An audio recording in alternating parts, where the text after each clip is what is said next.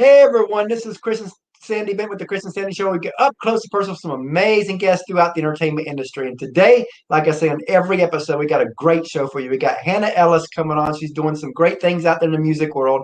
And we're excited to talk a little bit about her story and music and see where this goes. So, Hannah, welcome to the show. Thanks for having me. And I think you're like the fifth Hannah we've had on our show. No way. Oh my gosh, that's nice. I love that. My mom says, she always says that she never knew anybody named Hannah until I was born. And she's like, everyone in your class was named that. That's funny. Now, I kind of like to start the show out the same way I do in this crazy time that we're in. Right. As you know, a lot of people, the entertainment world just got shut down. Mm-hmm. And so I want to talk about that first. How has COVID affected you, and what have you done to kind of maneuver through this crazy new maze we have? Yeah, I mean, it's definitely had an effect in the sense of like shows being shut down because that's such a big part of my artistry is the live shows. In 2019, I went on 2 different tours. I was out with CMT Next Women. I went out with Gavin Wow. DeGraw. So I did a lot of live music. And so when that shut down, that definitely had a huge effect. But, you know, I just kind of poured myself into the songwriting aspect of music and tried to really focus on that portion and just preparing my mind and also staying positive. It sounds kind of silly, but that was a big focus for last year because I literally signed my record deal a year ago tomorrow. Oh, wow. So the timing was interesting because I finally achieved this thing I've been working so hard for. And then everybody's like, wait a second, hold on. You can't do it. Yeah. So I think a big thing for me was just staying positive and knowing that like there would be a light at the end of the tunnel and to just continue creating music because that's something you can do from anywhere, home or wherever you're at, you know? Yeah. That's like for us with this show, we launched January 3rd of 2020. Oh, And our original plan was, 100 interviews first year. And we thought, and to be honest, we thought that was pushing it. yeah. 100 interviews, that's a lot of interviews. And then Gosh. COVID happens. And I told Sandy, I was like, this could be our shining light, because a lot of artists are now going to need a place to talk, and including ones that are a little bigger that wouldn't go on brand new shows. And we're a brand new show. Awesome. So so I started reaching out to everybody last year. And, and next thing we know, we're at 300 interviews last year. Oh my gosh, that's amazing. Congratulations. And and we've pivoted a little bit because we went from just a country music show to a music show to an entertainment show. Because now we bring on not just artists, but we bring on actors too. And it's just been a crazy time that, 5 years from now, if we're a Bobby Bones show or a Ty Bentley show, we will kind of owe COVID that. Yeah. And you know what's funny? It's like I always say that like I hate to admit it, but I had a great year, and a lot of that was personally, I got engaged, I bought a house. So we got to do a lot of life things that sometimes when you're in the music industry, you don't really have time to like do regular life things like everyone else gets to do. And last year we really had space for that. And honestly, just being home, because that's a change. Mm. And we'll be talking about that side of it that you're talking about now, of no time a little bit later, because I always want to talk about that side of it. But when, a lot of people, they ask, when did you know you want to do music? But I like to always go deeper than that. When did it click that it could actually be a career for you? Let's see. It was like a couple different little moments. When I was a child, I was a singer and my parents sang for weddings. And so like singing was always part of our lives. But growing up in a small town, you just don't know that it's possible. Not that people wouldn't support you in it. You just don't know that I didn't even know people wrote songs for a living. I didn't know that was a thing. And so I was a senior in high school and I had this kind of epiphany where I was like, I need to do music. It's the thing that I want to do with my life. And my parents were like, wait a second, you have a full ride scholarship to college. Oh, wow. That. And so we kind of made a deal where they were like, we'll help you start to pursue this music dream if you'll go on to school and do that. And so I did. I went to the University of Kentucky and I started traveling back and forth from Lexington to Nashville. But I think, my senior year is when I really that very end of that, I don't know if it was just because I was about to step into this new season of life. Mhm. I just felt this. I really like felt God calling me to it. Honestly, I just Wow. felt overwhelming feeling that it was truly what I was meant to do and made to do, and I kind of never looked back after that. I love to hear that. And my wife is actually from Kentucky, the little town called Pikeville, Kentucky. Oh, I know where that's at. I played some shows there. Is that Yep, where the that's Black Gold Festival is? what Is the Black Gold Festival in Pikeville? I have no idea. My wife would probably know, You probably know that. I think but it is. I do know the hillbilly days are. And Right. I remember the first time I met her, we met online back in February of '02, Okay. and she flew down here in March. But then the next time I went up there, it was my turn to go up and see her, and it was right in the middle of hillbilly days. And I happened to be at a hotel where they all stayed at. Oh my God. You're like, this is very lucky. But the craziest thing was, I remember me and my mom. We drove up there and we met Sandy at a place, and she had me follow her back to her place. And we're going up through these little mountain things, and I'm sitting there like, where's she taking us? Because now I'm like, remember we met online and stuff. Yeah. It's like, where is she taking us in these little backwoods? And we get on her street, and it's one lane. So if two people come at each other, somebody's got to back up. Oh yeah.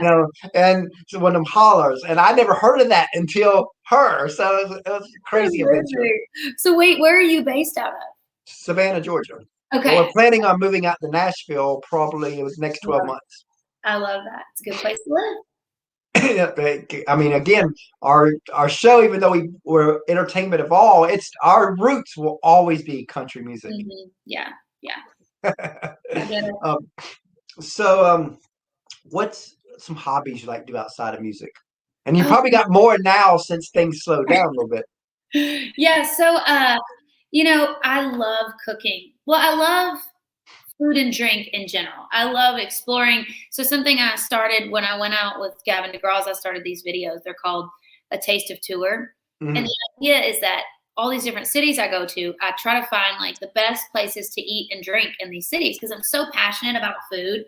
And I love cooking, which is what I really got into even more so last year, doing some little cooking shows. But I'm really passionate about food. And I kind of grew up, my dad loved food a lot. And when we would travel, we would always go to these different restaurants. And so as I got older, that just evolved into a real passion for me.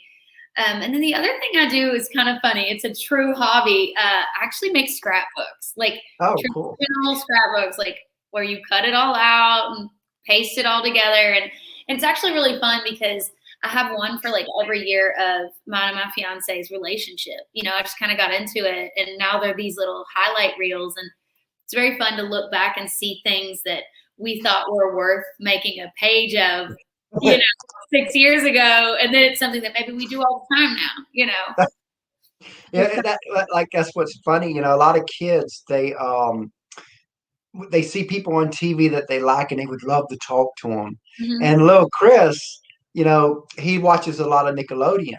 And we've been able to bring a lot of people that's on his shows on our show. So that's like a normal life to him. That's just something you do. Talk to people on TV. That's awesome. I love that. Thank you. So what would you say is something quirky about you? Oh gosh, quirky? I don't know. That's always a hard one for me. Probably who I am as a person in general. I don't know. I'm really, really into the Enneagram. I don't know if that's or not, but yeah, it's kind of a personality test. And I don't really get into horoscopes or things like that, but something about this just really struck me and is really fascinating to me. And I'm a huge people person. I love creating community and being with people. And that was one that I've just really fallen in love with it. And I'm an Enneagram 2 wing 3, which means I'm a helper, but also a performer. And so it just helps me. I've done the DISC test, but not yeah, it's similar. It's similar to that. But yeah, it was just something that I've kind of been unpacking over the last couple of years. And I would say maybe that would make me quirky. I don't really know. What's funny is on the DISC part, I think I'm the I with a little bit of D. Okay. Yeah. I love that. Because I, Yeah. gotta have center of attention sometimes. Oh But yeah. you That's where I'm know, at too. I'm I like, like to drive, but I don't like, I'm not, I'm a drive. I guess I'm more of a driver in 2020 because we went full force with right. this. But before that, it was like, I just want, if I can't have fun, then I don't want to do it. That's Yeah. just my Okay. personality.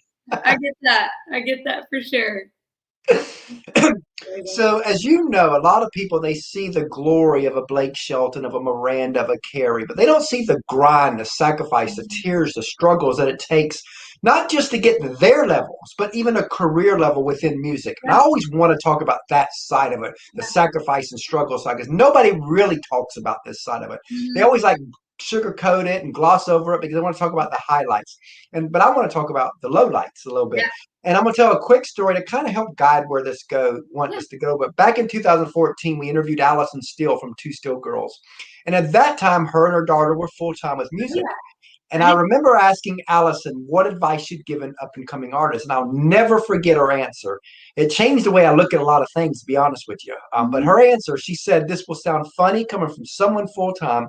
But if you can see yourself doing something else, go do that and just keep this as a hobby. She goes, because the moment you want it to be a career, everything has to change. Your life changes. She goes, you no longer own your own life. Everybody owns a little piece of it. Your friends don't understand because they invite you to weddings, to cookouts, to weekends, to holidays. But when you're in that grind mode, especially at the beginning, you have to say no to everything because you have to have all that time to say yes to music. You have to be practiced. You have to do this and that. And a lot of times, someone with a 9 to 5 job, they just don't understand because they tune out at 5 o'clock. Right. You can't tune out as an artist. And then she said, then your family has to sacrifice on top of that. They have to kind of kick you out the door and share you with the world. And Mhm. in a way, they get the leftovers, Yeah. not the best part of you because you're out there doing your thing. Mhm. So then they have to be willing to accept that. But she added, if you cannot see yourself doing anything else, then go all in. Because Mhm. the only way that those kind of sacrifices could ever be worth it. Oh What do yeah. you think of what she said? Let's talk about that. It's actually amazing because that's actually something I say to people quite often as well. Like literally verbatim that statement. You can see yourself doing something else. You should do that. Anything in the arts or Yeah. entertainment industry, whether it's acting or comedy or music, it is it is so fulfilling on one end of the Mhm. spectrum because you are truly doing, like I said, when I had that moment where I just felt like God really saying this is what he wanted me to do. You are so fulfilled in your spirit, but it does come at the price of building a life, buying a house, getting married, having kids. Like you don't get to do that at the same pace that other people do. You aren't like, oh, and then we're gonna meet, and then we're gonna get married, and then we're gonna have kids. Like you go, okay, well, we knew we wanted to get married back in 2017, but we didn't really have time. We didn't Yeah. really. Every dollar needed to go to cutting records, and every dollar needed to go to going to shows. And who has time to plan a wedding? Well, then 2020 happens, and we're like, should we get engaged? Now's the time. So it's like it's kind of a dream for me where I got to have a year to plan my wedding. No artist ever gets that. Like you won't even someone else plans it. So it's like kind of funny that that happened that way. But you're exactly right. It does cost a lot in other spaces of life, but it's so fulfilling when you're standing on the stage, when you're looking into someone's eyes that is like has that feeling and you can just see on their face that they're like, yes, this is what I needed today, or this song is speaking to me, this is my life. And because I remember being that person, which is what drew me to being in music in the first place. Right. But yeah, I mean, the sacrifices, you have to look at it and decide, are the sacrifices worth the payoff? Even Yeah. if the payoff is not a stadium, if the payoff is a dive bar with Mhm. 75 people in it, is it worth it? Because you can't guarantee what success looks like, you Yeah. know, for a musical artist. I don't know, and you also can't guarantee time. The other advice I always give to people is more people would make it if more people stayed. Yeah. It's time. It is time. I have lived in Nashville for 8 years and I've been doing music, what I would say, like seriously treating it like a career for 12 now. Oh I got wow. my record deal last Well, they year. say it's 10-year city, right? Exactly. And so it's like, and sometimes it really is that. And if you stay the course and you just keep grinding, because you don't know, it'll just all of a sudden that door that you've been That standing at, one shot. it'll just Hey, open. And it's because of this compiled work and energy. And so to everyone else, it looks like, oh my gosh, they came out of nowhere. And it's like, but they didn't. I mean, Luke Combs is a yeah, great example of you that. just outlast everybody. Exactly. It's tenacity. It's tenacity and, over everything else. and you know what's funny about the outlasting? I remember hearing a joke that talked about two guys in a woods, and there's a bear pops up, and one guy jumps on the ground putting his shoes on. The other guy says, "You can't outrun that bear." He says, "I don't have to. Just got to outrun you." Yeah, exactly. And Exactly. that's kind of what the entertainment industry is there's room for a lot of people, Yeah. but most people will give up. If you're now, granted, you got to have talent, but if Totally. you've got the talent, Yeah. then you just got to outlast the other people that eventually, as they start quitting, now you've got your 10, 20, 10, 15 years in, and you starting to build that momentum, and then everything starts to happen. And there would be times around that, like, 7-year mark, and you're like, am I giving up my life for nothing? And you're like, but it's exactly the point you were making earlier, which is you're like, but I can't imagine doing anything else and feeling fulfilled and feeling like I'm truly pursuing my purpose. Yeah. And we're chasing the same dream y'all are, just a different platform. We're trying to be the Bobby Bones, the Ty Bentley, the Kelly Clarkson Yeah. show, and all that. In fact, that's kind of a new dream. We've always wanted to be the Bobby Bones, Ty Bentley, but watching Kelly Clarkson, and since we bring actors and all that on, we're like, you know what? We just want it all. We'll take a TV show where we bring on everybody, and so we've got that. We're chasing the same dream. We don't know if it's going to work. We put in 40 plus hours a week with this, with no money coming in from this. We have to do other things to stay afloat while we build this. And we got 2 kids on top of that. Yeah. So trying to balance all this with 2 kids, husband and wife, team that Mhm. we work with this, and then not knowing if this will ever work and pay off. But then I remember back in January 3rd of 2020, the first show we did, we interviewed Ashlyn Grace and Ava Page. And I remember they were our first 2 artists that we got to interview. And I remember after it was over, I told Sandy, "This is it. This is what we're supposed to do. I know it. I felt called. I felt like God had us right here." It just made sense of all the stuff that we've done through the years, that this made sense. And it was like, it just felt right. Yeah. I totally get it. I totally get it. And so, speaking of that, we talked about the sacrifices a little bit. Let's go the other way now. Let's talk about the glory side. When you look back on your career so far, what are a few moments where you're like, "Wow, I got to do that"? Oh gosh, there's so many. Gosh. I think that something that I thought was really special, and it wasn't, that long ago, but when I got to go on the CMT Next Women tour, that was something I'd always really wanted to do. And Wow. also having my face on the side of a bus was pretty cool. I was like, okay, this is like retro 90s energy, and I'm definitely here for it. That, as well as, different award shows I've been invited to. And I got nominated for the AIMP Awards for Oh a wow. like rising singer-songwriter or songwriter artist.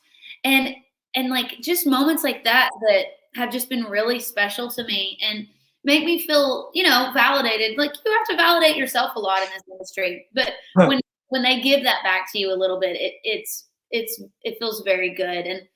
And honestly, one of the most special moments was signing my record deal last year. It's something I've worked really hard for and really wanted for a long time. And I have the perfect team. I love my team over at Curb, and I think the timing was exactly right. And so that's something that I'll always remember. And then also, I was part of the Russell Dickerson's first record, and it went Oh wow.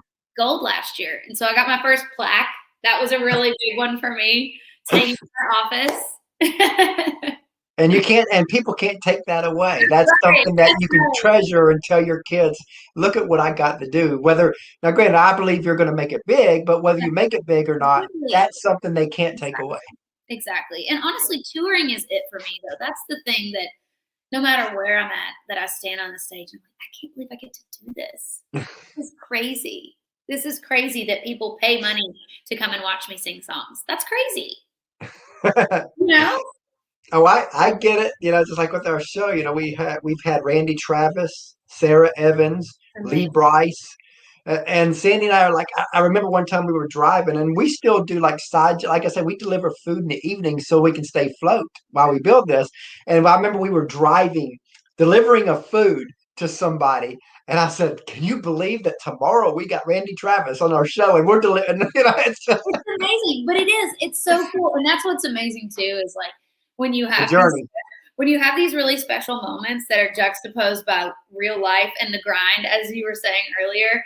It's like if people only knew that like this outfit I wore to this award show when I was on TV was borrowed, and like it's like little details that it's so fun to come home to your at the time 700 square foot apartment from an award show where your mom and dad are like, we just saw you on TV. It's like, it's cool. It's cool. The grind is part of it's part The of the fun, journey. you know? And the grind too, and a lot of people don't realize that, a lot of people don't like the grind side. But if you don't enjoy the journey itself, when you do get to whatever destination you're getting to, you won't Mhm. enjoy that either. Yeah. Yes, agreed. But this is the fun part, the glamour is fun too, but like the work you have to enjoy the work. And you don't, and to be honest, you don't want something that everybody can do, because then it is not as valuable. Right. Being an artist, being a Blake Shelton, not Mhm. everybody can do what he does. Right. That's why he gets a lot of the money and all the accolades and all that. And Right. so when you get to that point, it means more. Where if everybody can be at that level, well, it really mean the same then? Right. No, I agree. So there's so many great points, and I love that, because again, when you look at the music world, the entertainment world, a lot of people don't understand it, and we're all. I don't care who you are, people can, but we all need validation from Oh, somewhere. yeah. And although we want to do it from the inside, sometimes it helps us to get it from the outside world, where we say, oh, then you finally, oh, I am good enough. Because, all my life I never felt good enough. Yeah. But this show has helped me realize, okay, I am good enough. And I know that in God's eyes, I'm good enough. But Right. because sometimes you look up to God and you're like, why are you choosing me? Yeah. Why there's all these other people to do something. Why me? So, yeah. Mhm. It's so true. It's so true. It's something that happens constantly. And speaking of things that happen, a lot of people, they see you as the artist, but they don't see the teams behind the artist. And in my opinion, the teams never get the love they deserve. But on our Mhm. show, they get some love. So if you want to take a few moments just to tell us about the team that helps you be who you are. I would say it's a couple different teams. I Mhm. actually still don't have a manager, which is kind of hysterical. It just hasn't worked out yet, and it's kind Oh, of wow. okay so far. But I would say that so I'm at Curb for my songwriting and as a label artist.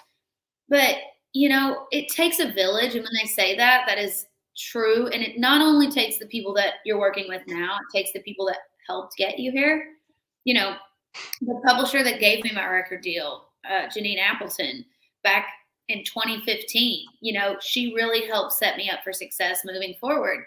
And, she's not even at our company anymore. And I Oh, love wow. my publishing team now. They're so amazing. And they help me get with people that understand what I do musically and as an artist and as a songwriter. And so they help fulfill that part of my career, as well as the co-writers that I write with all the time. I couldn't make the music I do without them because they allow me to be myself and they bring incredible energy and incredible ideas and musicality to the room that I just don't have or that complements what I do. But Yeah. on the other side of the artistry, I have this incredible label behind me with this radio team and marketing team that are so pumped up and so excited. I'm constantly in communication with them. And I joke that I sometimes feel like I'm bragging because of how much I get to talk to my team and how much I love them, because I know that's not everybody's experience. Not Yeah. everybody can text their A&R or their head of radio or their head of marketing at 11 o'clock at night and pretty much assume that person's going to hit them back, or ask questions that maybe you're like, hey, I kind of feel like an idiot for asking this. And they're like, nope, you're not an idiot. Here's the answer, And I'm just really blessed to be there surrounded by the kind of positivity and encouragement that everybody over at Curb gives me on a consistent basis.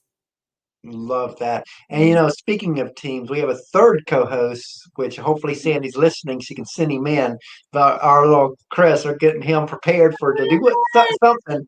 So, and our 2-year-old, in fact, she just turned 2 on Saturday. Oh, So when she gets older, we plug at her, and she already seems chatty, even though she can't talk yet. But you can tell, she's going to be chatty. That's right. That's awesome. Here he comes. We have a co-host joining us. Hello, sir. Hi, Hannah. So, what's your favorite food? Oh, my favorite food, pizza. That's a quick and easy answer. What's yours? Mine's pizza. We have the same favorite food? Yes. What kind of pizza, though? Pepperoni and sausage. Okay, you lost me with the sausage, but I can get the pepperoni. Have you ever tried banana peppers on your pizza? Nope, never tried that. You should. Next time, just ask for some banana peppers. It's a game changer. Wow. It's pretty incredible. Okay. What's your favorite TV show? Ooh, favorite TV show? Ooh. I think the one that I could watch anytime would probably be The Office. Have you ever watched The Office? Nope. It's pretty good. What's your favorite TV show? Mine is SpongeBob. Oh, I used to love SpongeBob. He's still around. I used to love SpongeBob. That was a good show. Yeah. Let's talk about the episode. Have you ever seen the episode where he was trying to become a fancy chef? Yes. And so they dump all the stuff out of his brain. I sometimes joke that that's what happened when I became a songwriter. I don't remember anything that happened in life before. Yes, I have seen that episode I've seen that episode like 100 times. Yeah, it's funny, isn't it? So have I. Yes. When you said about being the fancy chef, I knew exactly which one. I was like, I know that one. I relate. That's me all the time where I'll just be in my hometown. I'll be like, wait, how do I get there? And I'm like, I've driven this road a million times, but all I can think about is musical things. Or you're driving down the road and you get to a point and you're like, I don't remember no red lights, because you're thinking, okay, did I run any red lights? Because it's a habit of driving that same way. But what's been cool about the show, about this show is he watches a lot of Nickelodeon shows from a little new show called Side Hustle. We've had a couple people from Side Hustle come on. We've had the Joshua from what's that show called? Blue's Clues. Blue's Clues come on. No way. Yeah. That's awesome. So we've had several, and then one of the newer shows on Me TV, Tune In With Me. The main guy of that's come on. So he's been able to talk to people that kids don't get to talk to, and it's so it's been really crazy. All this that's happening. It's like that's normal to him. Yeah. So funny. That's so exciting. Are you loving it then, Chris? Yes. Yeah, you're having fun, I'm sure. Yeah. Okay, do you have any more important questions? Nope, that's it. That's it. Bye. Bye. Yeah, he loves that part. Can imagine. Or watch it. Yep. He said he's going to do his own podcast one day. So I guess instead of the Chris and Sammy show, it'd be the Chris Benton show for him, because he's a Chris too. Yeah. That's awesome. So if you could co-write with any artist, dead or alive, who would it be, and what would you want to write about? Any artist? Yeah. Artist, songwriter, and it don't even have to be that they songwrite. It could be just an artist. It don't matter. Just somebody that really pops in your head that you're like, it'd be cool to sit down with them and write something together. I mean, just from a musicality standpoint, I mean, Dolly Parton, she's one of the best that's ever done it. I mean, she's written some of the most iconic songs of all time. You Yeah, know, I mean, just to see how she crafts a song, I think would be incredible. that would be cool. You know, like how does she get there? You know, I don't know. I think that'd be awesome. Now, this would have probably 1,000 answers, but just tell us the answer that kind of pops in your head. But what song out there you've heard you wish you wrote? Oof. Song I wish I wrote. There's a song that Old Dominion put out, just because it's top of mind. I'm sure there are more like poignant. Well, like I songs. said, there's a lot of answers. Right. But there's a song that Old Dominion put out last year called Some People Do. Oh, wow. It is so heart-wrenching. And like I haven't had my heart broken in like 8 years. And it made me cry. Like that was how well written that song was, that I was like, it just like stopped me in my tracks. And I was like, this is how songs should make you feel. They should make you feel this deeply, you know? Yeah, because if it don't move you, why sing it? Exactly. And man, it is so beautiful. Yeah, I definitely wish I wrote that song. So in 2015, we interviewed Kelsey Ballerini, and I asked her where she wanted to be in 5 years. And I always like to tell this story before I ask the guest that same question, because the answer she gave us is almost to the T of what she's living now. I mean, she knew exactly where she was going. Nobody was going to stop her. And as you know, she's done it. So where do you want to be in 5 years? In 5 years, I would love to be nominated for a CMA, have a few number ones under my belt, and hopefully be on a tour. My gosh. A headlining tour, let me specify. Yeah, because I might come down and you actually get a tour and you're like, okay, I can't say nothing because that's what I spoke. That's right, exactly. A headlining So now let's look further down the road. Let's say 15 years down the road, you're a success on a grand scale. Whatever that looks like for you, you're there. Yeah. If the person you are today could meet your future successful self, what would you want to remind her? Oof.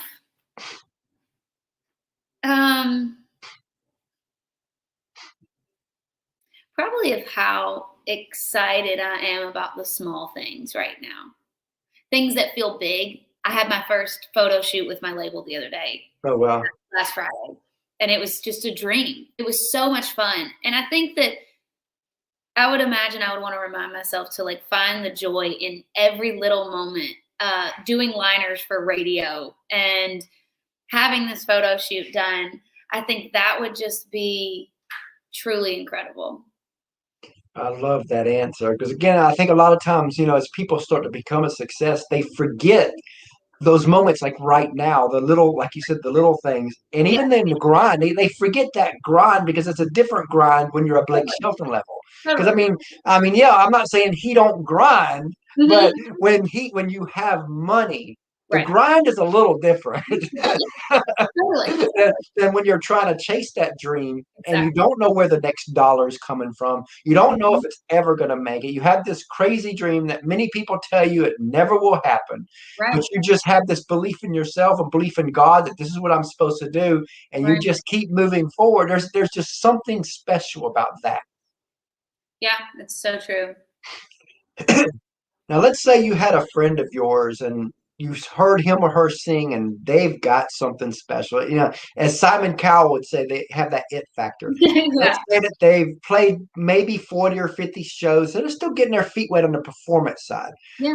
But they've got what every artist says, that stage bug where they got over on the stage, they look over the crowd's roaring for them. They know they're in the right place and they come to you and they say, Hannah, I know I'm called to do this. Mm-hmm. What advice would you give that specific person to kind of help guide them the next few years? I would say keep your circle close. Because a lot of times the people that you start to come up with, they really help shape you and they keep you grounded, but they also encourage you. I would credit a lot of, the success I've started having to the fact that of who I surrounded myself with. It's like that saying that they have where they're like, surround yourself with 5 millionaires and you'll be the sixth. Surround yourself with, uh, you know, people that, You five number one hit people. Exactly. So there's this idea that like birds of a feather flock together. And so I think that whenever you figure out, you're kind of like, okay, I have something here and now I need to elevate that to the next level. Having a community around you that is doing what you do, supports what you do, and is also has that same mindset, I think that just is going to elevate you in a totally different way than, if you're like, oh, I only do music over here and nothing else is involved with music, because you have to be all in, like you said earlier. So what's next for you? We're going to release some music. I mean, gosh, I'm so excited to finally get to say that. Right. So that's definitely priority number one for us right now, is getting everything together to put out this batch of songs that we got to go in and record at the end of last year, and pick a single and go to radio and do the deal. And we'll have to get you back on when you release stuff. Yes, I would love that. Now, as we come down to close here with the last question, what do you want your legacy to be? What do you want to ultimately be known for? Again, I think probably creating community. I want people to feel like when they leave my show that they had a personal connection with me, but also that they shared a moment with everybody in that room that will never be recreated. And it's something that they carry with them and take with them. And I think if you can do something to create that night after night, then you really have something special to leave behind. And that people see themselves positively and have positive feelings about any interaction that they ever have with me, whether it's personal, whether it's on a computer screen or over a TV or through a song, that I leave them with positivity. And that's how I feel about our show. I want, when people are around me, that they leave better. Yeah, exactly. Because again, life is tough as it is, and yeah. Middle of a pandemic, it gets even more tougher. It's like, so much is going on. So many people are hurting right now. No, people don't know when we're going to come out of all this. And I know a lot of people, that's a big thunder, but a lot of people believe that we're going to, funny, I'm talking about this, and, right. and a boom, a big flash of lightning.